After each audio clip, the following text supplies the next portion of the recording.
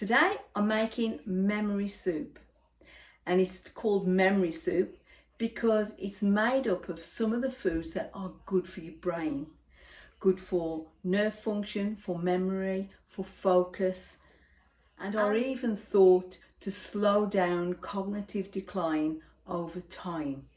And not only that, but it tastes like it should be naughty and not healthy, even though it is. So what kind of magic foods am I intending to cook with then? These things that slow down cognitive decline and make you think like me. You won't want to make it, will you? No, you just won't want to make it. Anyway, stick with me. What I'm going to do, it's no magic trick. It's all about modifying your diet and making things that actually taste fabulous. Let's get started. Okay, the basis of most soups are onion, ginger and garlic. So let's get started on chopping the onions first, and I'll tell you why they're good for the brain. We're using 2 onions. Onions are high in sulfur compounds which act on the neurotransmitters in the brain. These are the messenger cells that help brain function and function throughout the body. They help concentration and memory, and they contain flavonoids which are thought to help reduce the risk of depression and help mood. They're in addition to that, they're also antibacterial, so they support bowel health and help regulate blood sugar. They're antioxidant, which means they help limit the damage to body cells.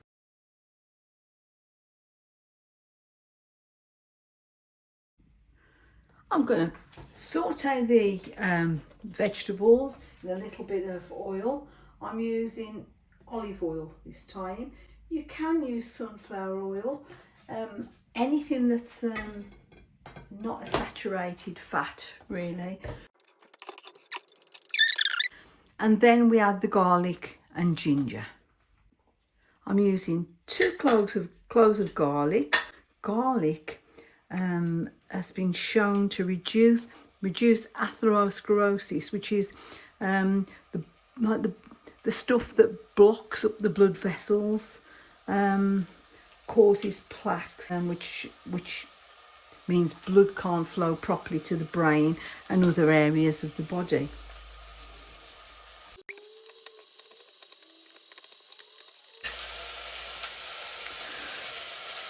We're going to use 2 centimetres of ginger. Ginger is thought to increase the dopamine and serotonin in the brain, which is, enhances your mood, gives you that feel-good factor.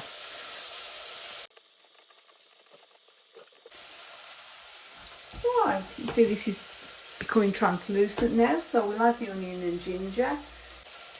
So while that's cooking, get on with the next items we're going to add. Ginger as well is thought to reduce inflammation in the body, but for the brain it has a particular impact on helping you get more blood flow and improve your memory. Right, we need 4 good sized carrots, medium to large carrots, 4 sweet potatoes. I'm using 5 because a couple of them are quite small. Now, carrots and sweet potatoes, they are what you call complex carbohydrates. They are broken down slowly in the body, so they keep you full for longer. It releases energy slowly. But the main things are that they reduce inflammation in your body, in your brain. Carrots, they contain vitamin A and B6 and lutein, which helps improve memory. Vitamin A boosts your mood, and they both have antioxidants for combating cell damage, and they help lower your cholesterol level. So they are part of this food group that are healthy for your brain.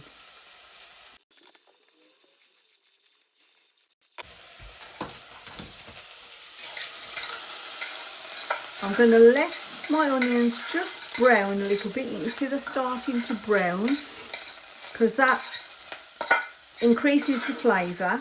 It helps them release their natural sugars and flavours. Now I turned the onion off for a short while because while I've been chopping, because I don't want to overcook the onion, ginger and garlic. Now we add these in. We add your vegetables in once we've peeled them and chopped them. We add them in to saute it a little bit as well, because that helps bring out the flavour and the nutrients. Right, before I add the sweet potatoes, I almost forgot my little spice. I'm adding turmeric.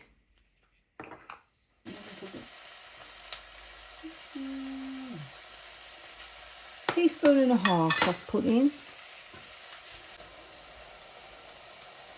Turmeric is good for reducing inflammation in the brain, increasing neurotransmitter production, and many studies have shown it to reduce brain fog and help with brain repair and regeneration of brain cells. Now I'm putting it in now before I get too many vegetables in, so it can fry off a little bit, just saute off a bit with the onions. Okay, another ingredient I'm adding is a little bit of celery. I'm actually adding the green leafy tops of the celery more than anything, because I want to add some leafy greens into this. Leafy greens, just kale, spinach, green chard, are very good for boosting brain function, high in iron, magnesium, potassium, calcium, vitamins A, C, E and K, which is involved in blood clotting, and thought to have an important role in preventing cognitive decline. Now, the reason I haven't included any of those actual ones into this soup is I don't want it to be green. I don't want the soup to look green because it can look unappetising. Right, the vegetables are nicely sautéed now, so I'm going to add enough water to cover them and a Knorr stock pot. If you've got vegetable stock fresh, that's even better. I'm going to add a little pinch of salt. Right, I've got this on now to bring to the boil, and once it's cooked, I shall add another ingredient in, which could be damaged in the cooking process. So I'm going to add something else in at the end. This is going to cook for about 30 minutes. Just going to blend this up now with my stick blender. A final ingredient is peanut butter. I'm adding this because it's a good source of omega-3 fatty acids, as are most nuts and grains. Good source of omega-3 fatty acids, which are great sources of vitamin E, which are high in antioxidant properties to protect brain cells and brain function. The best ones are probably walnuts and almonds, but seeds as well, such as sunflower seeds. But I'm adding peanut butter. I'm using crunchy peanut butter because that's what I've got. You can choose to use either smooth or crunchy, doesn't matter. I'm adding 2 tablespoons approximately. And then I'll blend it a bit more.